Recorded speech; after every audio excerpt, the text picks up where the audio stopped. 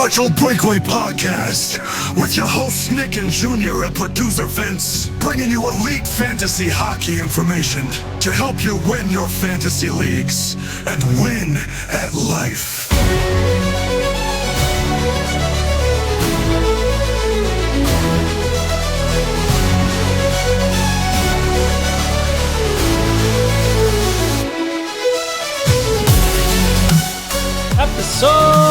Episode 88 of the Partial Breakaway Fantasy Hockey Podcast. And what an episode it will be.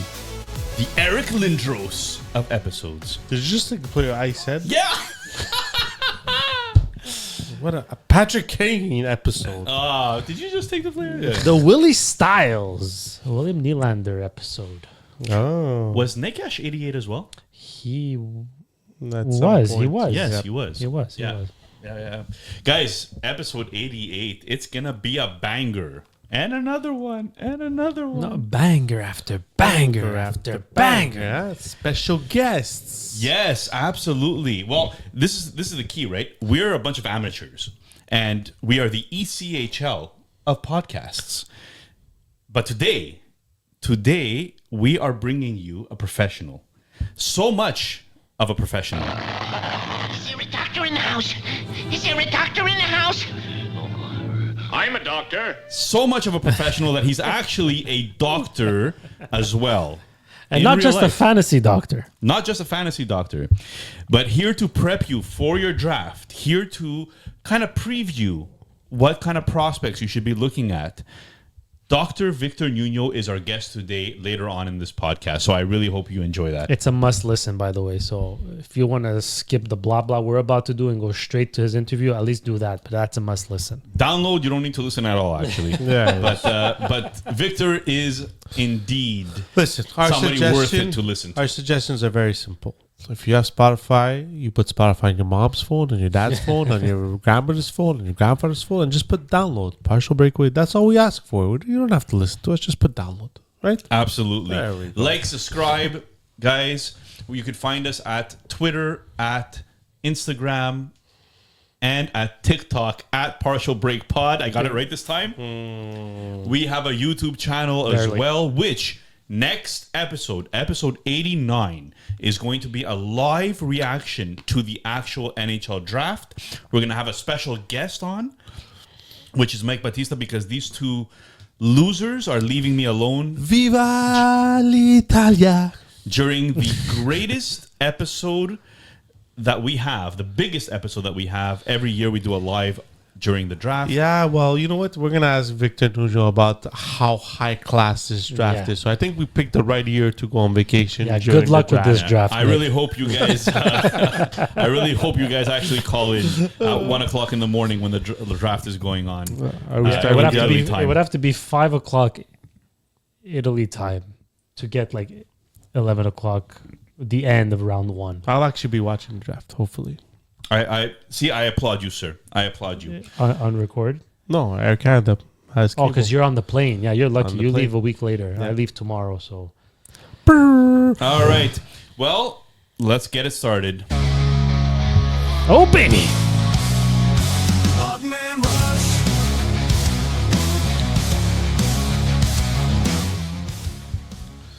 Oh, you want me to say it? Oh, You want me to say it? who's hosting the Odd Man Rush? I am technically hosting, but I want.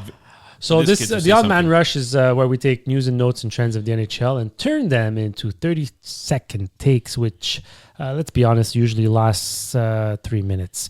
This segment, though, is sponsored by Sportira. You can visit the website www.sportira.com or follow them on Instagram, where they're very active, at sportira.apparel.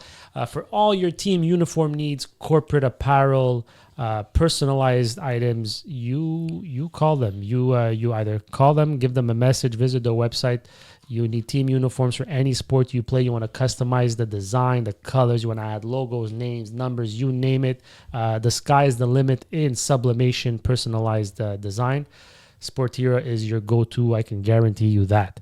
So at sportira.apparel on Instagram,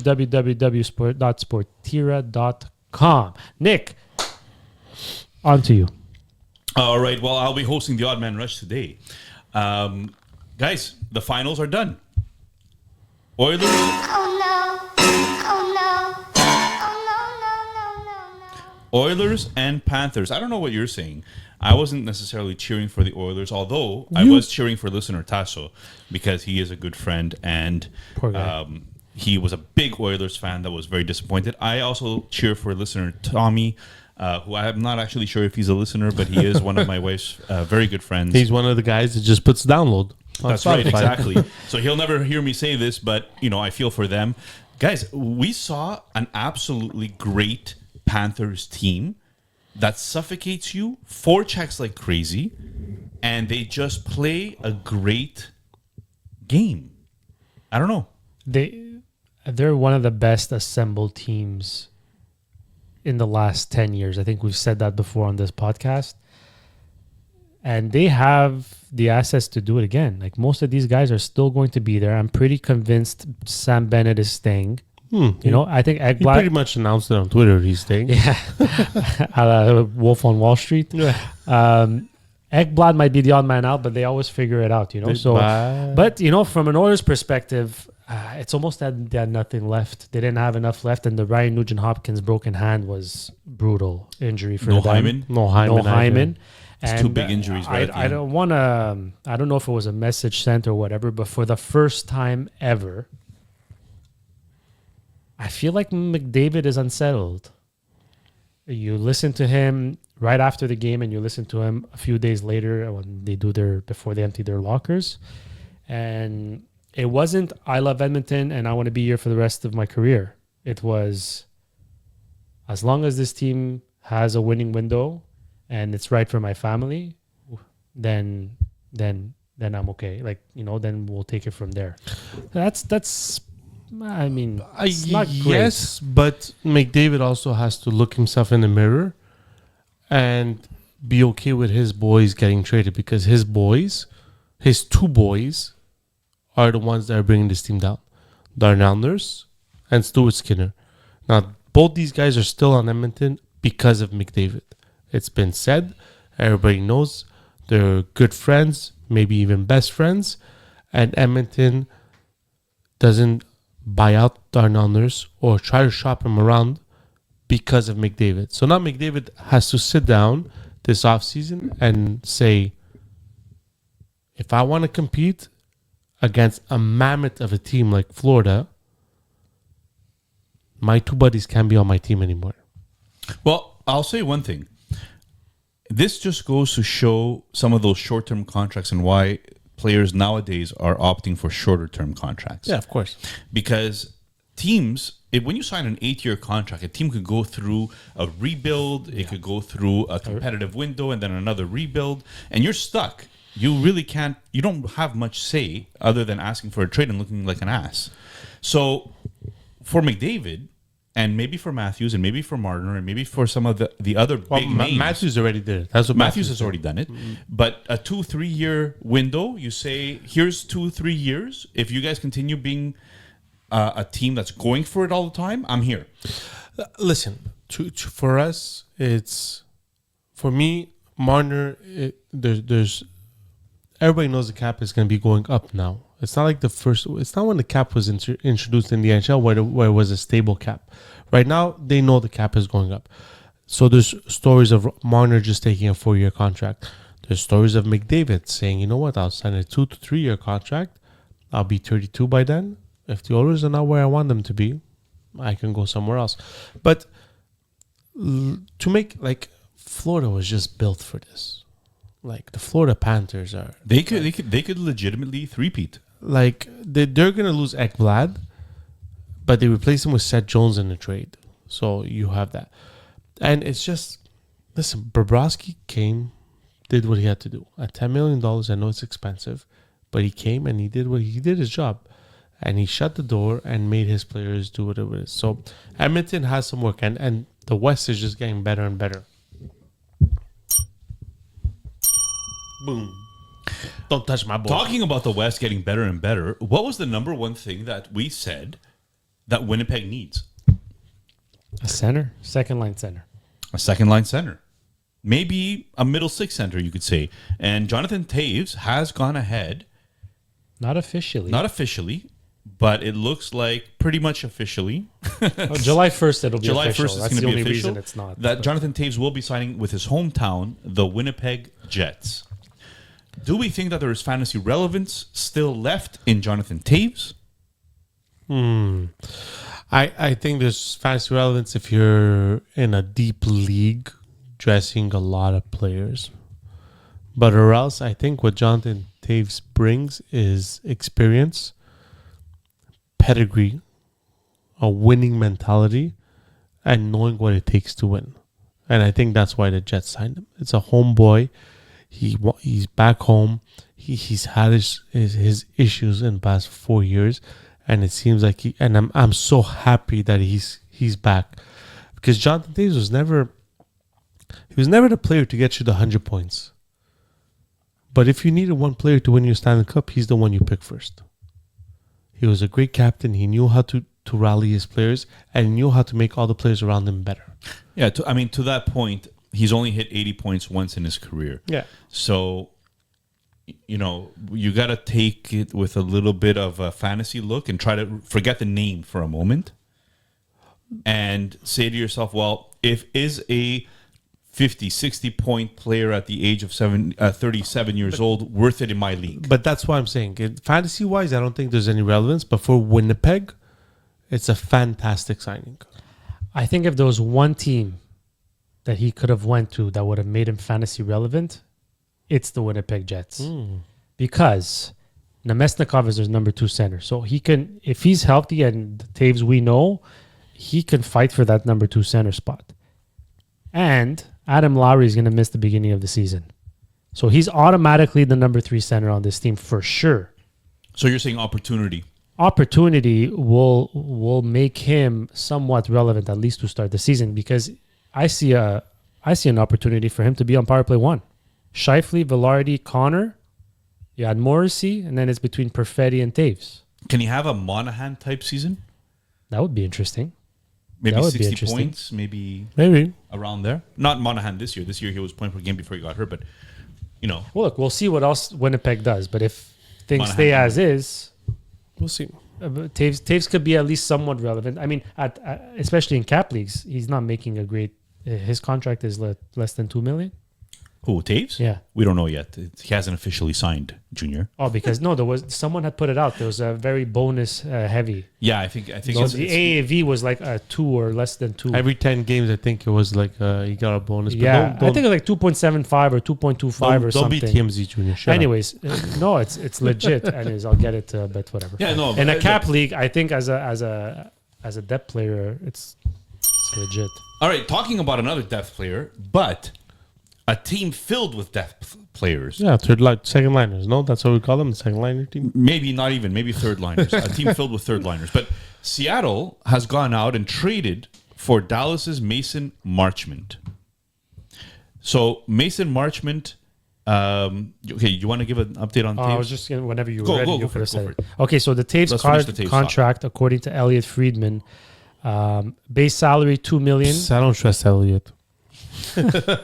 His base salary is $2 million, and then he gets bonuses, like Vince said, every 10 games that he plays, regular season games that he plays, he gets a $550,000 bonus. Yeah, so those Up of to you that 60 don't know, games played.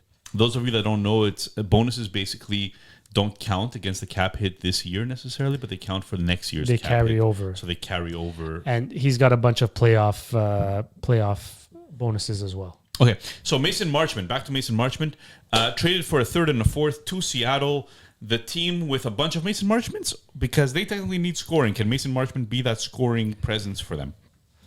Scoring presence, no. And a fun fact, the reason he didn't get traded for much is because Jim Nill, is that the name of the GM? He actually did him a favor and traded him to another non-tax state so that his contract would not be... his income wouldn't be affected. Okay, so he I have kind a of did him follow-up. a small favor I have there. a follow-up question. Yeah. According to Elliot Friedman, that's my source. 32 thoughts. The NHL has turned around and said that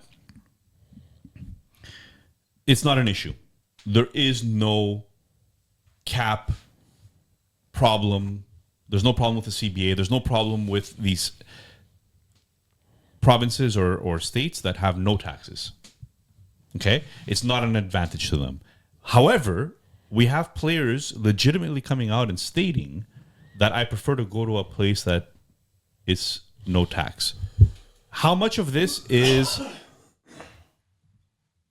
the NHL just catching up with the reality of things, and how much of this is really not nothing to talk about? Okay, so listen, my thing with this is that Florida's been in the league for 20 years. They haven't won for 20 years. So the tax-free thing comes into play only if you build a winner. Yes. So players are not going to sign for a team that's not competing. So Florida, yes, it's a tax-free state, but as soon as they got Kachuk, it changed the landscape of the Florida Panthers. And that's when people decided, players decided, Florida might be. They traded for Reinhardt. So now Florida becomes even more attractive, and they're tax-free. And that's how it started. So you're saying that the tax-free thing is an added bonus, but not everything. No. You still need to be competitive winner in order to be... Drew, say your thing, but I'll check Guys, all the tax-free states. They traded for Reinhardt. They look. traded for Kachuk. They traded for Vergehi, if I'm not mistaken, or they signed them as a UFA. No, they signed him as a They signed UFA. him as a UFA. They traded for Seth Jones. They was it off waivers they got Forsling, or they traded for Forsling? Like, Sorry, Drew. So I have Alaska, Florida, Nevada, and New Hampshire doesn't have team. The South Dakota, Tennessee, Texas, Wyoming. But even if we go to, let's say, who I was going to? Dallas. At the beginning, no one wanted to go to Dallas. They won that cup with Brett Hall's foot in the blue crease. And then people was a fun one. started... Yeah. So, I mean, if you build a winning team, people will come.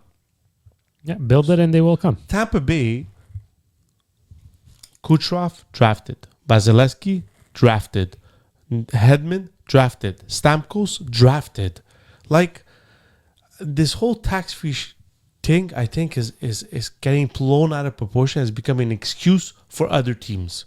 Yeah. How many times did you hear nobody wants to play in Toronto because of the media? Nobody wants to play in Montreal.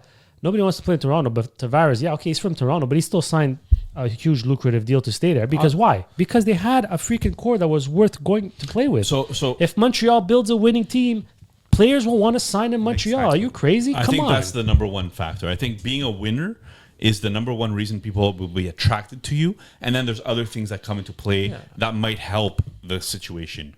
But winning is very important, and that's the number one factor. Now, back to Mason Marchment, who is the reason we started this whole conversation to begin with. One last thing. The taxes is also important when you already have a contract. But I think it's a little less important when you're a UFA. So when you already have a contract and you have a no movement clause, because you want to not pay tax on your salary because you're living a life not paying tax on your salary, you'd like to be traded to a team that probably doesn't have is in a no tax state. Okay, so last year he had 62 games played, 47 points. It's not too shabby. So you might want to look and see if is 55 point to 60 point player Mason Marchment. Is that valuable for your league? Is it valuable for fantasy? I think going to Seattle makes him very fantasy relative. Really? Because, look, he got 22 goals in 62 games with Dallas. Mm-hmm. 2 years in a row. 2 years. He doesn't get PP1. Maybe gets PP2. We spoke about Seattle. We all know. Seattle is a bunch of second to third liners. A bunch of George Strands. But with two up-and-coming centermen, with Berniers and Wright. So he might get his opportunity to play in the top six on the first power play. So what tells you that he can't hit that 65 to 70 mark points? 30 goals? That's a bold prediction right there. 30 goals. So to me, this trade just makes him very fantasy relative. So Vince, and you heard it here first, Vince said 30 goals for Mason Marchment next year. Go put it down. I'm not afraid. You know what? I don't agree with 30, but I wouldn't be surprised if he hit it. And I agree. He has the opportunity galore here. Right now, I mean, Daily Faceoff hasn't projected with Shane Wright and Eli Tolvanen as what they call the third line, but that could be their first line for all we know. The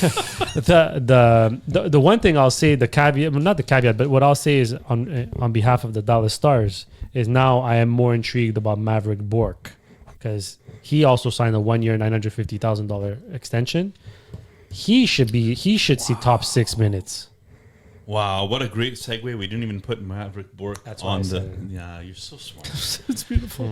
All right, guys. Ryan Donato, give me the bell. Man, this is becoming a real podcast, professional podcast. Ryan Donato, 4x4 with Chicago. He will be one guy that will not score 30 goals again in his career. Yeah? Yeah, I don't think so. I think once Chicago picks up the players and the young players come in, I think he's the first one to descend in the lineup. So I think he'll be going. I think he had 31 goals last year. I don't think he'll repeat that this year. And so I feel like, listen, $4 million is not much. So at 29 years old, it's not so bad. But I don't see. I mean, 14 goals, 6 goals, 16 goals, 14 goals, 12 goals. I mean, I think this is a. That was his career year. I needed right? a big contract. I got my $4 million. I'm a fourth liner. I'm good. I agree with what you're saying in the sense that like once they build their team that's ready to compete, That he'll be less relevant. effective. Yeah. But next But they have year, nothing. They have nothing right now. I like it a lot. $4 million for Ryan Donato, who's probably still going to play with Bedard, still going to get top 6 minutes, top power play. And he came out and said it earlier this year, and I think we mentioned it on the pod at the time. He's a guy that was dealing with anxiety and never knew how to manage it. And he got to Chicago. He spoke to the right people, and he found his routine. And that goes a long way in anybody's life, let alone an NHLer. So maybe that's what he needed. Look, 30 goals, it's a lot. It's a lot for a Ryan Donato, but can he score 25? Yeah. Let's put it this way. Go. If you are a fantasy team that's in a salary cap league, $4 million isn't that bad. You might be able to fit him as a bottom of the lineup guy who could still be somewhat relevant. Yeah, you get injuries, you put him in, or That's right. on weeks where some Like guys a only play replacement 2 player. games. Like Yeah. in Lama, he would be a replacement player, and his salary not so bad.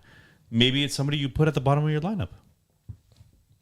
I agree. I don't think it's terrible.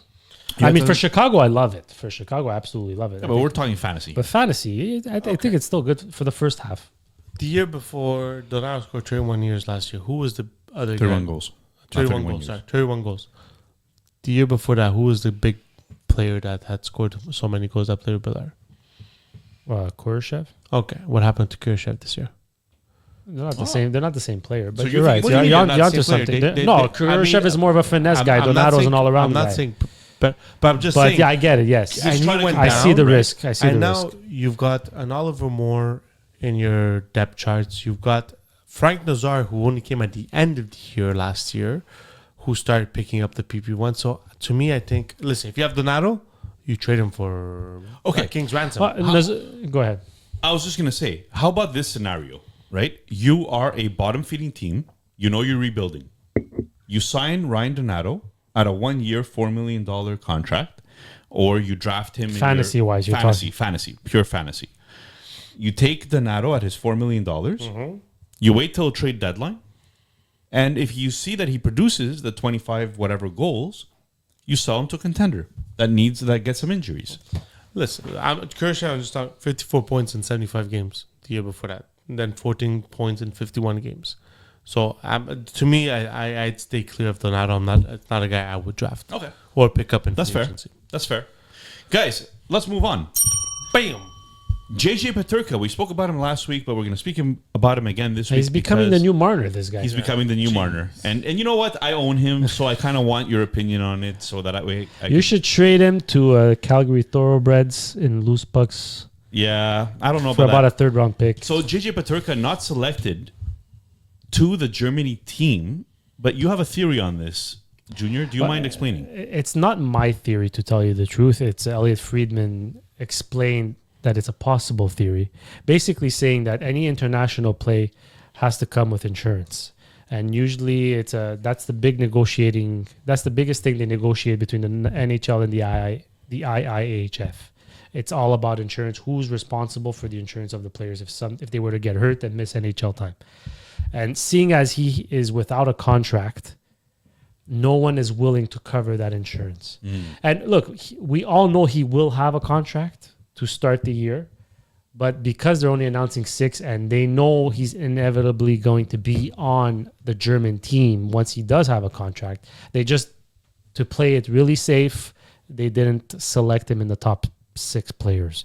But once he has his contract, he's likely to be on the team. So Elliot Friedman's theory on 32 Thoughts is just that because he doesn't have a contract for insurance purposes, they decided not to select him right away. All right. Next, Fabian Zetterlund signed. And he was like one of those I think, late trades that occurred right at the end of the trade deadline day for Ottawa. He ends up extending to 3 times 4.275. Does Fabian Zetterlund have any fantasy relevance on the Ottawa Senators for next year? He could deadlift a lot of weights.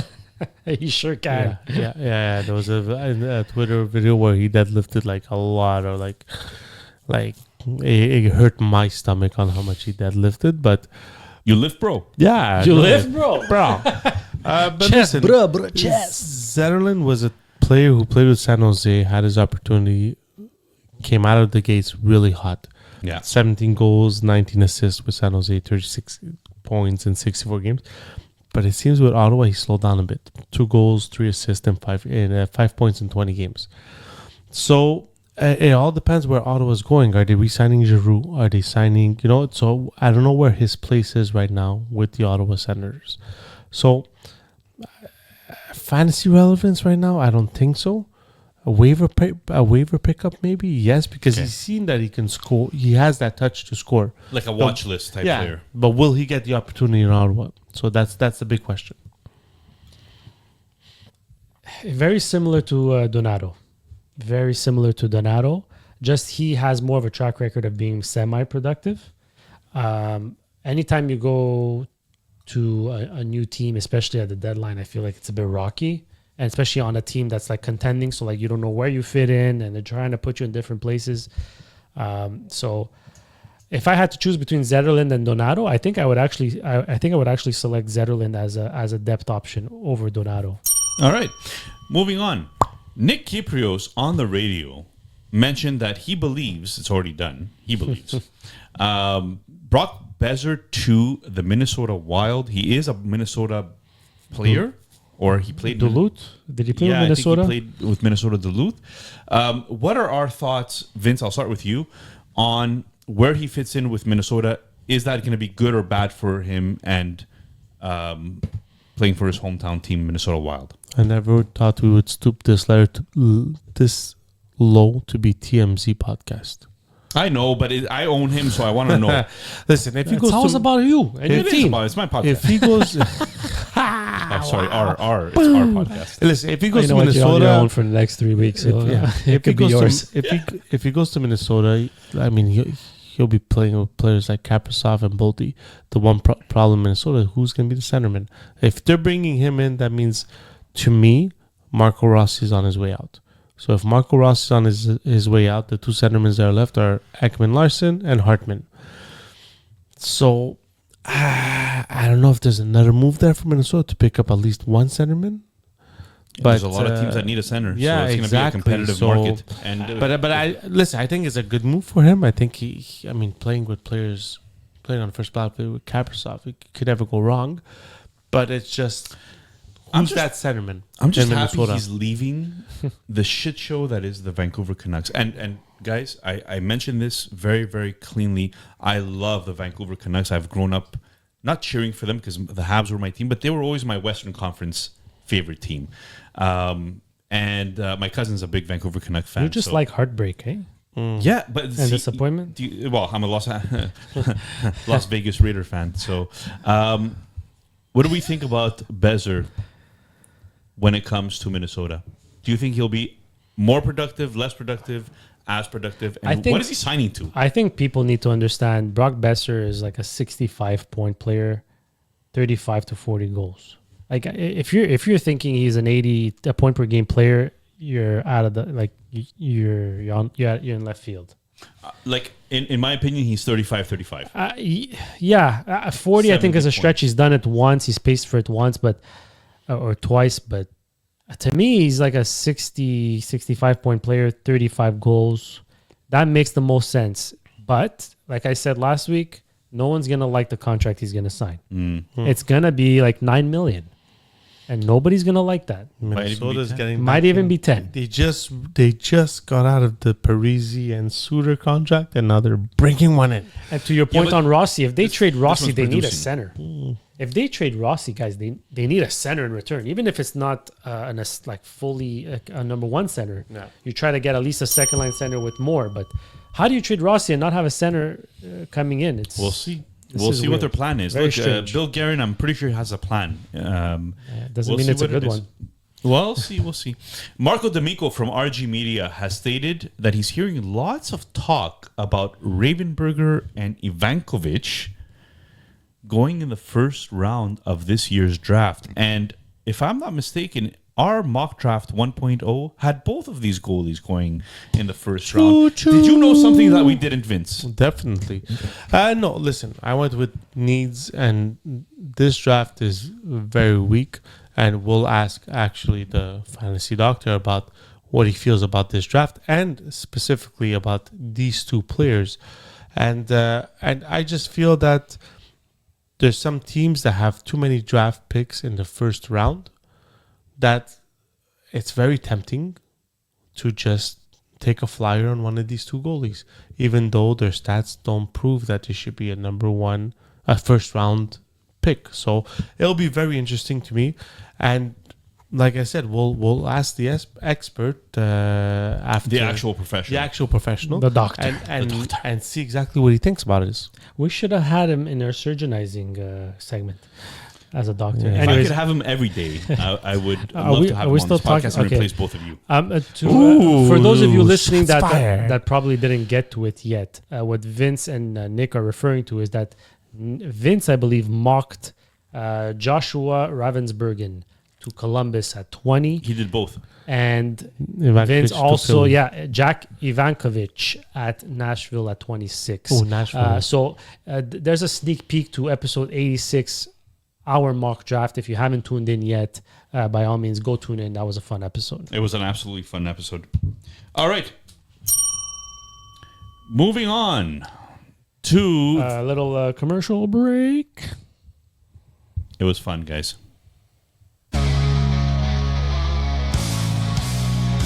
Dogman Rush. All right. Guys, let me talk to ya. Let me talk to you. The fastest game on ice just hit another gear. Welcome to the Stanley Cup Final, where legends are made and every shift could turn the tide. Every what now? Every shift. And now DraftKings Sportsbook, an official betting partner of the NHL, you can take every slap shot, breakaway, and partial breakaway, Mama. and overtime thriller to the next level. New to betting on the Stanley Cup Final? You're in for an exciting time. Getting started is a breeze. Fire up the DraftKings Sportsbook app, pick your team to win, lock in your wager, and you're off to the races. It's simple, fast, and puts you right in the middle of the action. I wonder who had Florida taking it in 6, because I'm Wow, I pretty thought you were sure going somewhere else there. I'm pretty sure that would have been a really nice bet, especially that Florida was at home. And I had predicted that Edmonton was going to actually take game 6, which they didn't. So I would have been a loser, but you could be a winner if you had picked Florida. Here's the kicker. New customers who bet just $5 will score $300 in bonus bets if their wager hits. That's right. Turn $5 into a Stanley Cup Final payout. Gambling problem? Call 1-800-GAMBLER. In New York, call 877-8-HOPE-NY or text HOPE-NY 467-369. In Connecticut, help is available for problem gambling. Call 888-789-7777 or visit ccpg.org. Please play responsibly. On behalf of Boot Hill Casino and Resort in Kansas, 21 and over. Age and eligibility varies by jurisdiction. Void in Ontario. Bonus bets expire 168 hours after issuance. For additional terms and responsible gaming resources, see dkng.co/ice. Download the DraftKings Sportsbook app now and use promo code THPN. The promo code THPN to unlock $300 in bonus bets when your $5 bet wins. Bam, bam, bam. All right, boys. So are we excited for the next segment? I think we're really excited for the next segment. I can't wait to actually have somebody that knows what he's talking about on this podcast. And I'm excited to see what he has to say to touch back on the Calder race last year, which we will do on Lane Hudson. So yeah, that should be fun. We're basically going to ask him if it's sustainable. All right, guys. So for our very special segment today, we are presenting to you Victor Nuno.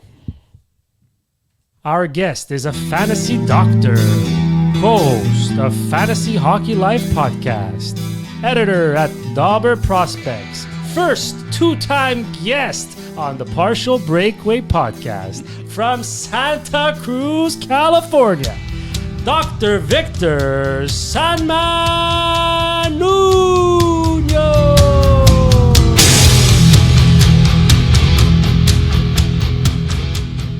Welcome back, Victor. Awesome. Thanks so much for having me. That was a great intro. How you guys doing? We're doing pretty okay. good. We all have kids, Victor, so we're surviving. We're surviving. Definitely busy. Vince, is there a pain you wanted to talk about? Yeah, that's gonna be during the episode. That's Victor. I have a pain between my collarbone and my hip bone, and I don't know what it is. Well, We can do all of that. It's all good. perfect. Guys, should we start Nick, with you're up. Yep. the first question? And I'm just going to open Yeah, well, this up here. first and foremost, you want to allow Victor to tell everybody where they can reach him and What where he's they up can to? follow up and what he's up to. Yes, please. If you could tell us a little bit about your process around this time of the year as well, where people could find you, what are you contributing to? Yeah. So I and with my partner Jesse Severe do the Fantasy Hockey Life podcast during the summer for the past, I think, 4 years now. Sometimes it feels like an eternity, but every year we go through team by team. We do a full show. We cover the forwards, defense, goalies. We cover the prospect goalies, and we cover the most important prospects on each team. It's a pretty comprehensive show. And we do that for each team. So it's really fun. It takes the whole summer. So that's we're like almost halfway through now with that. We'll take a pause and do some draft coverage. So that's a big part of it. I contributed to the Dobber Prospects Guide. I think I wrote about 3 or 4 of the teams. I can't remember off the top of my head right now. So yeah, those are the things. And then there'll be more content coming out, throughout the summer at Dobber Prospects, where I'm an editor. So those are the main things I would say. And we have a lot of Montreal Canadiens fans who tune in, and they just finished an episode about the Montreal Canadiens on the Fantasy Hockey Life podcast. So that was actually a very good episode. A great follow. Actually, I've been listening to that podcast for about 3 to 4 years now. I believe the latest one is the Philadelphia Flyers, correct? Yeah, I think so. That just came out. Yeah, haven't gotten to that one yet, but it's on the list. Maybe on the plane tomorrow. Okay, first question, Nick. You ready? Let's go. Let's go. So what do you think overall about this draft class compared to previous years? Is it stronger, weaker? A lot of us are, just to give you an insight, a lot of us are doing entry drafts where we draft specifically guys from this 2025 year. And for dynasty leagues, should we be investing heavily in these draft picks as opposed to maybe next year or this year? This is definitely a weaker draft. It's weaker all around. It's weaker at the top. It's weaker in the middle. It's weaker at the end. It's weaker everywhere. So if you could get 2026 picks, top 5, top 3, that would be amazing. There's going to be some really high-end guys there. And I'm not sure about the depth, 5 to 15, but it seems like there'll be better options there anyways, even if you're not in the lottery. So I would definitely push that back if you can. I imagine everyone's probably trying to do that though, so you might not be very successful. But I would even take 2027 just because I don't know. I mean, it's been maybe 10 years since there's been a draft this weak in terms of just kind of high-end skill. So yeah, definitely overall. I think I was looking at some of the drafts from last year or some of the picks. I think probably up until like the 12 range, I would have taken all of those players ahead except Misa and Schaefer. I would have taken probably 10 to 12 of those guys last year ahead. So it's substantially weaker. Victor, like let's say Schaefer, he's considered to go first overall. Last year's draft had a lot of D-men picked like in Yeah. the top.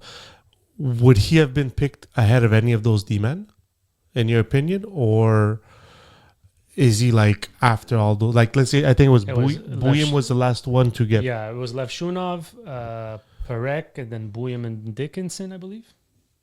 I might be missing one in between there. So would he have gone anywhere ahead of these guys, or do you see him behind all these guys?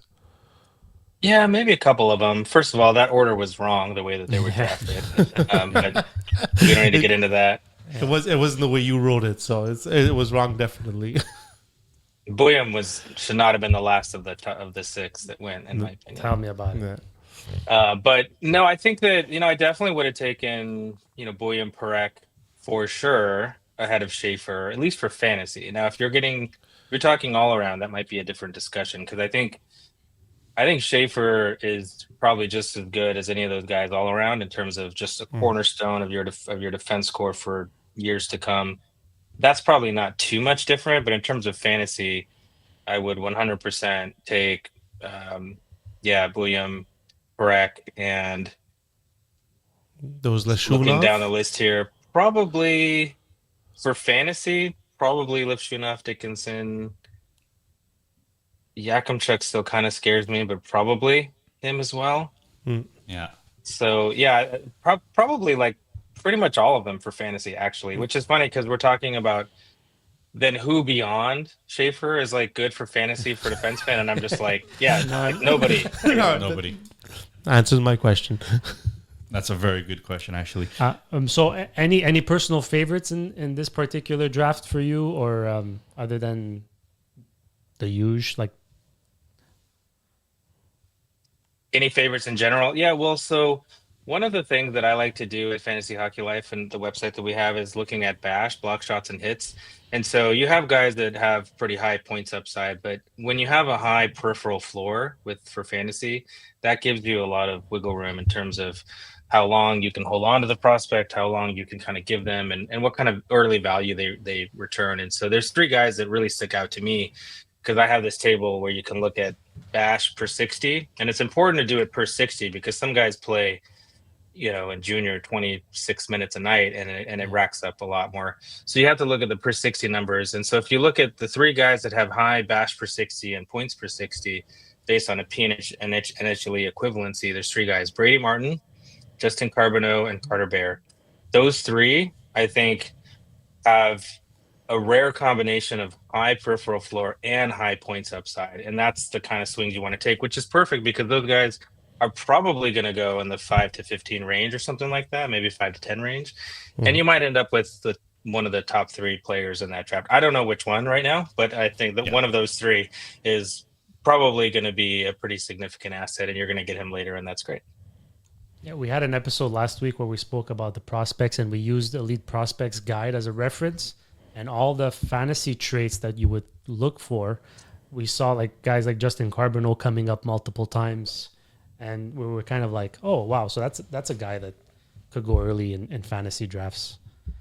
He's a good one. There's actually one more I was going to mention too, and we might talk about him later as well. But Mason West is just such an interesting, player. And for those who haven't heard, he's a high school football and hockey star.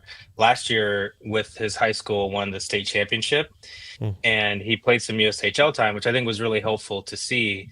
And he wants to go back to high school and compete for a football college state championship, which I think is, for some people, that's a real turnoff. Like, he's not committed to hockey, but I see it as a positive because, you're only going to get this experience as a high school senior once. And the fact that he can compete at that high level and have that last experience with his friends before he goes off to college and most likely never play football again, I just think that's a real, that shows some confidence in your ability and your ability to make a different decision that's right for you and everyone around you. And I think that should be celebrated and not cast aspersions upon. So I think he's great. He is really raw though. Like he needs to learn how to play hockey better, but he's got so much skill, and I think he can get there. So, and he probably will be available depending on how deep your drafts are, like in a mid-second or something like that. And I think he's someone that I would want to take a flyer on, Mason West, and just sit on him and wait and see. It's gonna take a while. It's gonna take 2 or 3 years, but he could end up being one of the best power forwards in this draft. So what's interesting with that is that, like you said, teams might shy away from this, right? Professional scouting departments might turn around and say, well, maybe I'm not going to invest a first rounder in somebody like West because maybe he's not committed to hockey, as Victor just eloquently put. But there might be value there. So if he does fall in drafts, especially if you're somebody that doesn't listen to this podcast and doesn't do your homework, there might be a late round flyer that you want to take in a fantasy league on West. And we can call this being, the Lane Hudson. All the teams basically said no to Lane Hudson, and look what he has become. We'll get to him a little later. Yeah, that's a little bit different. I wonder if teams with multiple first-round picks that have a pick later in the draft maybe take a swing at a Mason West. Like, I think the Flyers and the Predators both have like 2 or 3 picks in the first round, so that could be interesting. Habs as well. Victor, segueing this professionally into another, do you actually have any top risers and fallers that you've seen wild swings lately for this draft? Yeah, I mean, I can give you 2. I'm sure there are many more, but we'll start with we'll end on a good note. So we'll start with the faller first, and that's Ivan Ryabkin. He's such an interesting case study because this time last year we were talking about how Ryabkin was going to be in the conversation for probably not first overall, but top 5 probably. At the top of the class, and he was breaking MHL records of Russian superstars, and there's no doubt he has a ton of skill, but there's just so many off-ice issues with him, with how he's interacted with coaches and teammates, and the fact that he bounced around the different clubs and Dynamo, and then came to the USHL and immediately gets suspended. Like some of that you can excuse, but it's just like the whole context. And like when I watch him, these kind of players drive me crazy. Where at times they look like the best player on the ice, and at times you're just like, who is this guy? Is this like a he doesn't care, like, or he's just not invested, not interested? And I don't know. In my experience, those types of players don't usually figure it out. They usually just maintain that level of inconsistency, which, not saying he can't be an NHLer, because he certainly has the skill to be, but they're frustrating fantasy assets. They're frustrating for the coaches and for the team, because it's like, why can't you just be like that all the time? And they typically, I don't know to psychoanalyze them, but it seems like they've always been so good, and they didn't, it seems like they had a hard time learning the hard skill, how to compete all the time and work really hard. And so if he can figure that out, Ivan Ryabkin, sky's the limit. But I just am not confident that he will. And so I'm not even going to draft him, even if he's there like in the 3rd round. I don't really have any interest in drafting him. That could be the Alexei Kovalev. That was the biggest thing with Alexei Kovalev, is he was so talented, but he could never hit his peak, because some days he could have been a 100-point player on the ice, and then other days he was a 4th liner that you just wanted to bench all the time. Well, I was actually going to say that reminds me a lot more of Ryan Merkley, because Ryan Merkley had all the talent in the world. Yeah. Offensive defenseman, just couldn't crack the NHL, and a lot of that had to do with character concerns. Yeah, and he was really selfish in terms of his play. And even when he got to the AHL and NHL, it was like he's going to try to dangle people when he's the last man. Like you can't do things like that. And it was always like individual skill over team play. And I don't know that we have enough of a book on Ryabkin to say that yet, but there are definitely some of those signs. And it's just like, what? Why are you doing these things? Like just make the simple play. Like use your team more. Like those kinds of things seem hard for him. And I mean, the classic example of a guy who kind of figured out was Kuznetsov. Like he was amazing when he was on, but most of the time he just wasn't. But then for that cocaine fueled run to the Stanley Cup, he was awesome. He was awesome, right? Yeah, that's true. Cocaine could do wonderful things, I guess. Okay, well, on that note, on cocaine's note, who's who's the best riser? I would say, I mean, there are quite a few, but I would say Jake O'Brien is one of my favorites. I love that guy. Yeah. He's just like in terms of vision, and I really value people players who have a high IQ, and I don't think, even though he's not the best skater or the most physical, I could just see him figuring it out, because he's the kind of player, Jake O'Brien, when you put him around more talented players, he's gonna make them better, and everyone's gonna be better for it. And so he can play with anyone, I'm convinced already. So I like him. I definitely think he needs to be a little more selfish and shoot more, because he's like, pass first, second, and third, and fourth, and fifth option. So be a little disguise that a little bit more. Try to shoot a little bit just to throw everyone off the scent. But I think all of those things can be figured out. The vision and his puck handling and the lanes that he sees, the space that he creates, that can't always be taught, not at that level anyway. So I love Jake O'Brien. I think he's the kind of guy that you could definitely get, in that 5 to 10 range, probably, and be really happy with. I saw somewhere a comp of Ryan O'Reilly. Would that make sense? Yeah, probably. Although he's definitely not going to have the bash. I do think he's the center. Another one that I saw that I like probably a little bit more is Dylan Strome. Pass first, pass second, center, and still score, but doesn't have a lot of bash. But it's just, and the feet also not great. But he's just so smart, and the vision is so good that as long as he has some people to help his own entries and to help with retrievals, which there are plenty of guys that can do that in the NHL. As long as he plays with the right wingers, then he's gonna be fine. I think O'Reilly's not bad either. Just that he has a little bit more of those peripheral stats that O'Brien's not gonna have. Got it. All right, Victor. Next, look at that. My phone just shut off. That's funny. Meant you're not allowed another mistake. I know. Well, it is what it is, my friends. Any you got it? Yeah, I got it. Perfect. Okay, so any late round gems that you believe will outproduce their draft position this year? Well, if Ryabkin can figure it out, it's him. So that's for sure. I don't have a lot of confidence that will happen, but he's definitely one of those that I like a lot.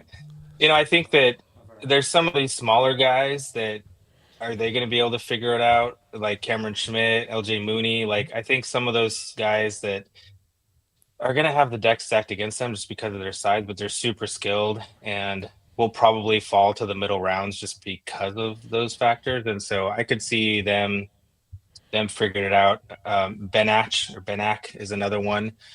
Adam Benak. Although I like him quite a bit more. Of those three that I just mentioned that are smaller, I would take Ben. I'm pretty sure it's Ben Ash, isn't it? It's like yes, sounds right. Yeah, Ben Ash. I like him. Like Nick Ash. Yeah. So yeah, there's some names there, but I like him because he's more than just skill. Like, he's also really hard to play against and tenacious, and even though he's small, he's pretty physical and good at retrievals and things like that. Yeah, Schmidt is actually one of my favorites for this draft. 5'8", hoping that he turns into a DeBrincat, although probably not. That's another player that came up a lot in the EP Ringside, the Elite Prospects draft guide, where he was in a lot of those top 5 categories. Well, actually, I have the 17th pick, so now that you've basically broken my heart on O'Brien, and I don't know if I'm going to get any of these guys anymore. I'm going to have to end up with defensive defensemen. The problem is all our friends who are in the same draft as listen. So now O'Brien is gone after 3. He's not going to be there. So you know what? Let's start like pretending to say other names instead. throw them off the scent. Throw them off the scent. Is this yours? Yeah, you could go ahead. Okay. Well, we did a mock draft 1.0, version 1.0, and it's probably a version 1.0 is where it's going to end because I don't see a second one happening. But any pick that you saw, I know I shared it with you before, so in case people are listening at home, Victor has already seen our mock draft. Anything that stood out as a really bad mess up from Vincent's part? I mean, all of us. Well, I don't know who picked where, so there's no bias there. But I you, you know, you got the first two right. Misa and Schaefer in either order. That's good Although I enough would for take me. Misa. I would take Misa Damn, I first got number personally. 3. Damn it. But You would take Misa first personally. We're gonna get back to I that. would. I would. Yeah, we should. Yeah, I would not take Martone third. In fact, I would. I don't think this is nitpicking, but personally, I think Higgins is the third best in this draft. So I would. But that's like nitpicking. I don't think it's a mistake to take Martone third. I think Frundell's a little high for me, but I know some people really like him. I'm definitely in the camp that Frundell screams Anton Lundell to me. That's a little better scorer, a little worse defensively. So that player is like fine in the 10 to 15 range. I would not take him in the top 5 personally, but that's me. And then let's see some other comments. So McQueen, we should probably talk about McQueen. He's the biggest variable in this whole draft. I think if I got him at 15, I would be happy. That doesn't mean I would take him higher though either, because there's a lot of concern there. And if I was advising an NHL team, I would just say let someone else take him personally. Right. I think there's a lot of risk, but I'd be happy if especially like you said, one of those teams that has multiple picks, if there was a way if your first round pick wasn't as valuable, or you had multiple, or there was a way to trade up for minimal assets and you could take him and take that flyer. That's a good one. That's a good one to do it on, because he could be amazing. There's just a lot of concern there. Yeah. So, and then I guess, I could make more comments, but I think the only later ones, because after like 10, it's kind of like whatever, like there's so much variability. But I do think that Justin Carbonneau and Cole Reshny are way too late for me. I would take those guys way earlier. Wow. But that's about it. You just not gonna broke- last You just for the broke a Habs. bunch of Canadians' hearts, Victor. Not gonna last for the Habs. I don't even think they'll have that pick come time anyway, but Well, you mentioned Misa first, and that's actually something that we had brought up. We had a few conversations about that, because I personally think that the Islanders could use a Misa much more than they could use Schaefer. But why Misa first in your eyes? Well, I think the two most valuable positions are the top line center and a top defenseman. And you're really splitting hairs at that point. But I do think, and the market kind of bears this out, it's a lot harder to find the top line center. And it's the true top line center, the top 15 centers in the league are really hard to replace. And Misa is one of those guys that I think can just absolutely do everything. I don't know that he's going to be elite offensively, but he's someone who, he could be like, Crosby light, or like Taves, in terms of like his details to the game all around. And just, he's the kind of guy that you can build a championship around. I think if San Jose takes him at 2, good luck going against Celebrini and Misa for a decade. Like, it's just, you're going to have such a hard time getting any space out there with those two guys.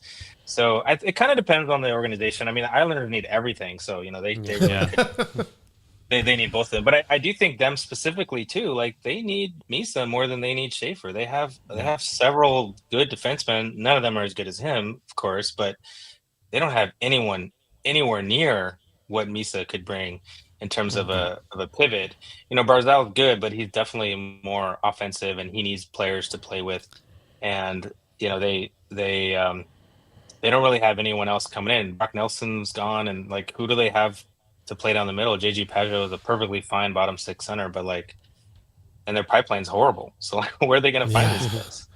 They got one, I guess, in the Colorado trade that they did. Callum Ritchie. Callum Ritchie. And But, then they have Eisman. but Eisman's not a center. He's a winger. he's not. they've got a Nelson American kid who's pretty good, but he's probably a depth player more than the top 6. That's it. They don't have much. They really don't have much. And rumors have been coming out recently that Dobson is asking for 11 million. 11 mil. So that might be another decision that Darsh has to do, which is a big decision. If he does go Schaefer, maybe he replaces the $11 million defenseman with Schaefer. And I don't think know. Dobson's a right-handed defenseman, is he not? Dobson is right-handed. Yeah. That's tough to lose and then to replace with a left-handed defenseman. Anyway, But I agree. I mean, Misa to me was absolutely somebody that I think would, and to boot, and maybe you could speak to this a little bit, but Schaefer missed a lot of time. and that still scares me. Yeah. When I'm looking at number one overall, I mean, like I'm putting all my eggs in the number one overall basket if I'm a team, and I know that he's still going to go top two, but I think that's a factor that you should be looking at. Yeah, you're not wrong. I mean, it's a lot to bank your reputation and your organization on. I still think that it's fine from what I've seen. I mean, he just made that U20 team so good when he was out there. He made every team he was on so good every time he got to play. So, I feel like that's enough, but you're right. It is. I mean, we've known Misa for years, and that's part of it too. You tend to nitpick some of these guys' games that are, that come into the junior leagues early, and then you start, just nitpicking, and it's kind of unfair. But he's so good. But I do think that there's a factor there. You have a long track record with Michael Misa, seeing what he can do, and so yeah, I think there's something there. But I don't think you're gonna go wrong either way with that. I think it's the other way. I wanted to mention, I was just looking up some of the Islanders centers, but because Callum Ritchie probably is their 2C in like 5 years, it's going to take them a while to get there. I really like Kamil Bednarek and Danny Nelson. Those guys are middle to bottom six centers, though. So they're still going to have that same problem that a lot of guys have. Can Callum Ritchie be a weak 1C? Sure. But like, if they had Misa, it would slot all those guys into the exact right position, and they would have great depth. Whereas, is that going to change them as much? Getting safer. I mean, sure, it's going to help them, but I do think that Misa would be the better fit for them. Yeah, agreed. Junior? Yeah, I wanted to go back to last time you were on, where we previewed the Calder race, and I believe you had selected Celebrini to win the Calder. First and foremost, is it because of his injury he did not win? And what do you make of Hudson's season, and how sustainable is it for him going forward? Oh, come on, let's roll back the tape. I'm pretty sure I said Hudson was the best ever. To win the Calder, he's incredible. No, I mean, I did say that I thought he could if they gave him the opportunity. I just didn't think that they would. And I mean, I still don't think that they really wanted to. He just was so dang good. They didn't leave him any choice. It's like, I'm here and I'm not leaving. He's awesome. No, I don't think there's any question about, there should not be any question about how good is Blaine Hudson and can he keep doing it. I think the only question is he an 80 or 100-point defenseman? That's really the only question. Wow. Because he's allowed, that was his first, 82 out of 84 games, and he's still got a lot to learn, and he's still, fleshing out his game. Like, he's going to be even better, I think. So, no, I don't think there's any reason to be worried or concerned. 66 points in your first season, breaking records. Like, I think, legit. He's a point per game defenseman moving forward. That's who he is. And still, no back-to-back 18-year-olds have won Rookie of the Year. Oh, we're going to That's something we found out through Victor when he pop quizzed us, and we didn't know the answer. Oh, that's right. Yes, that was last year's episode. Yeah, we should go back and listen to that.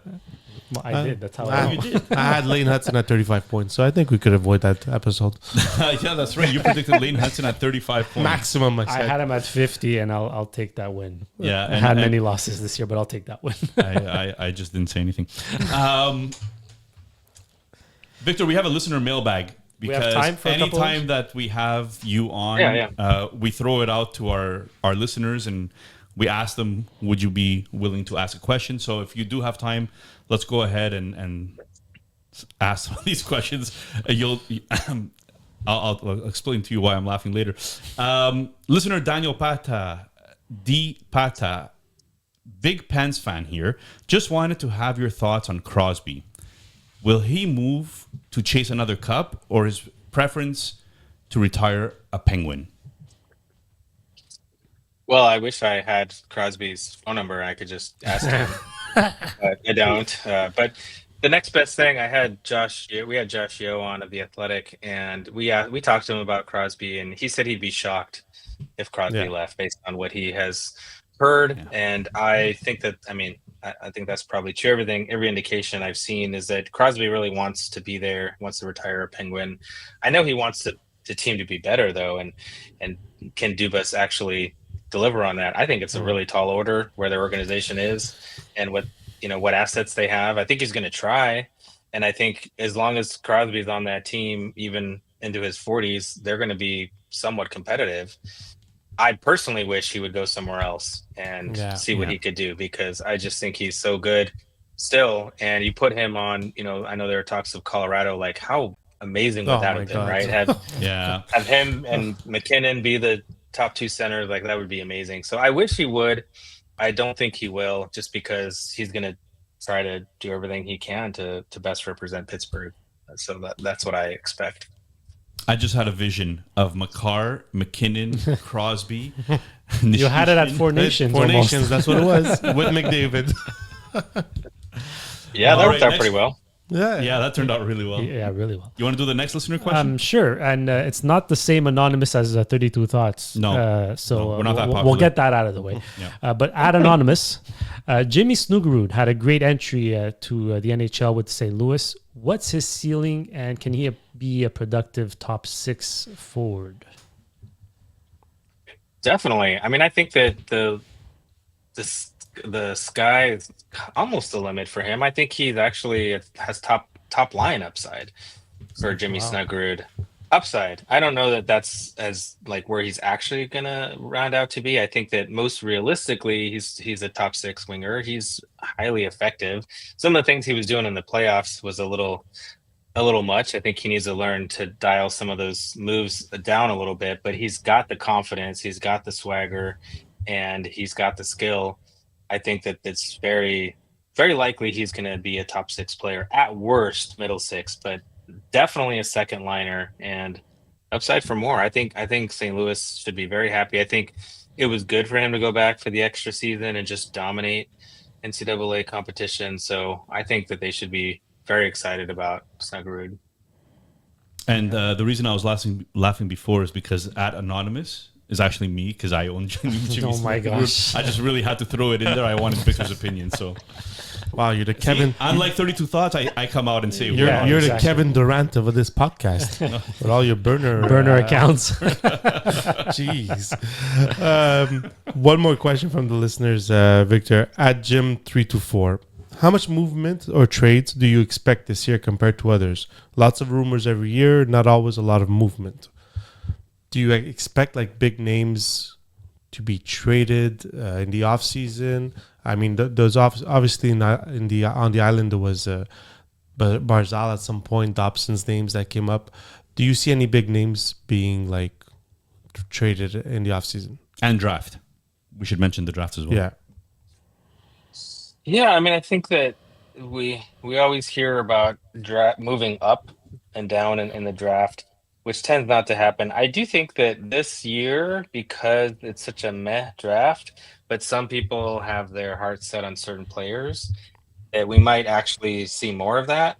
I'm hoping anyways. It tends to always underwhelm us, though, as you said. And although last year at the draft, we did have some pretty big trades. I remember Logan Thompson. There was a huge horn that went off when I was just standing there like, what was that?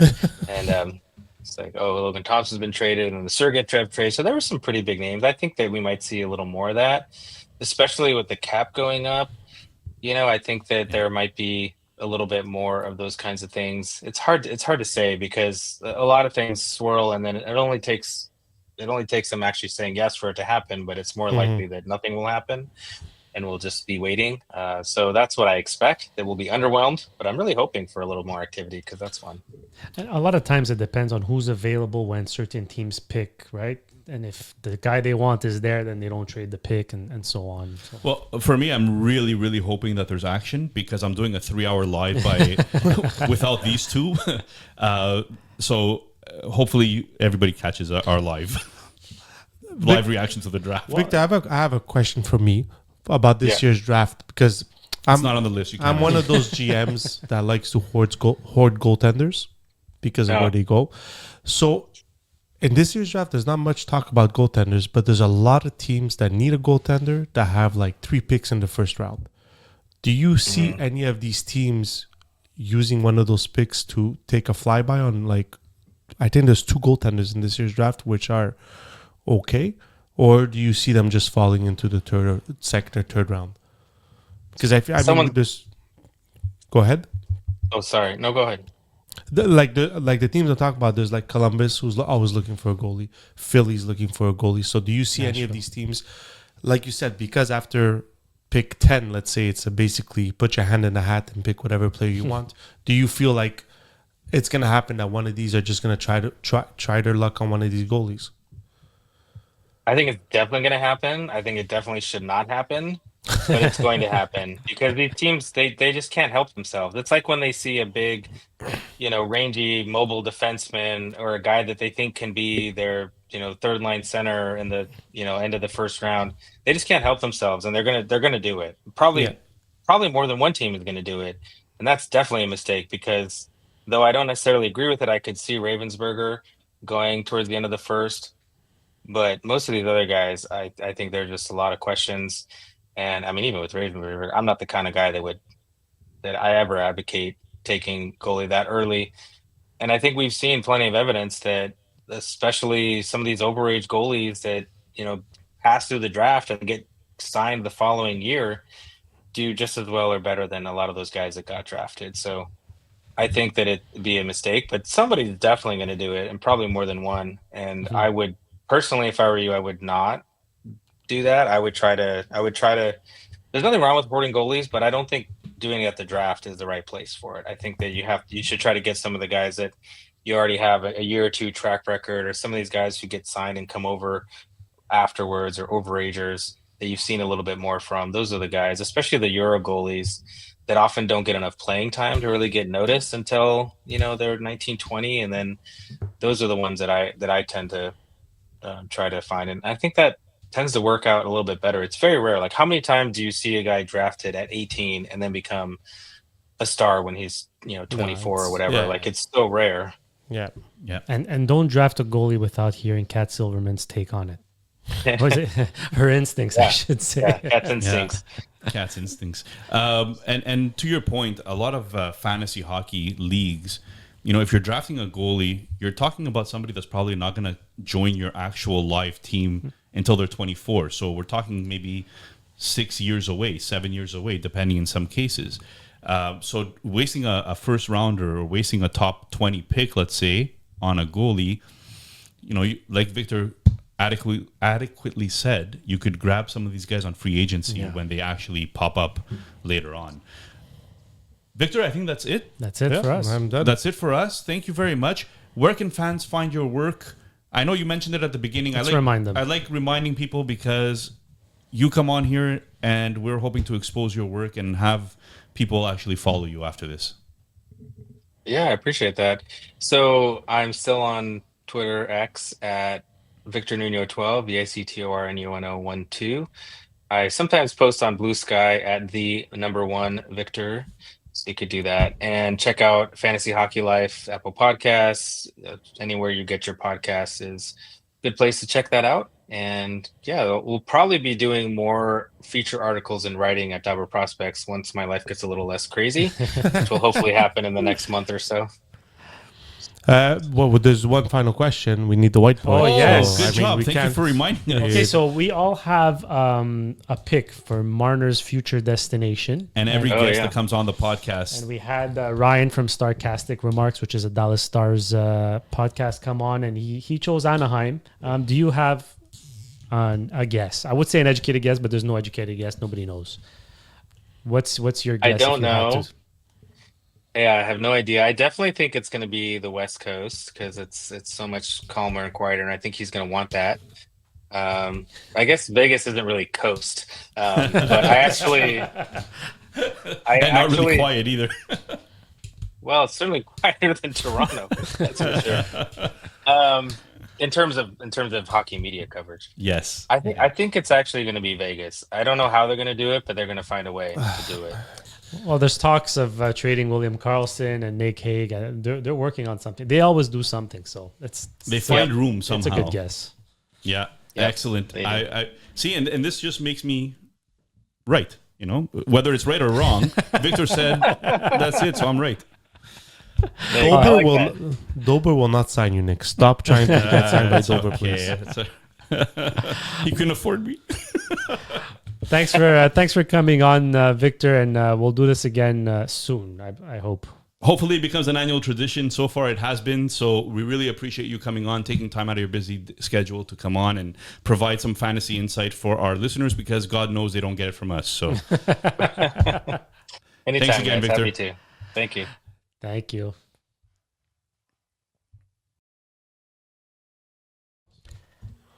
And just a quick note on ANC Photo Booths, who supports us, so we will support them in return. For an unforgettable experience at your big events, professional photo booth services with a discount if you tell them you are part of the Partial Breakaway family. So tell them Partial Breakaway sent you, and they'll hook you up, that's for sure. You can visit them at acphotobooths.ca and on Instagram at ANC Photo Booths. They also have a dry ice machine and cold sparks machine. If you don't know what a cold sparks machine is, if you ever wanted to feel like a wrestler when they're introduced in the WWE and you see all those sparks flying behind them, well, basically that's what they have. So if you're getting married and you're doing a few introductions and you want that right next to you as you come out, like the stars usually do, well, then they have it and it's all yours. So again, acphotobooths.ca and at ANC Photo Booths on Instagram. Give them a shout. Tell them you're part of the Partial Breakaway family, and they will hook you up.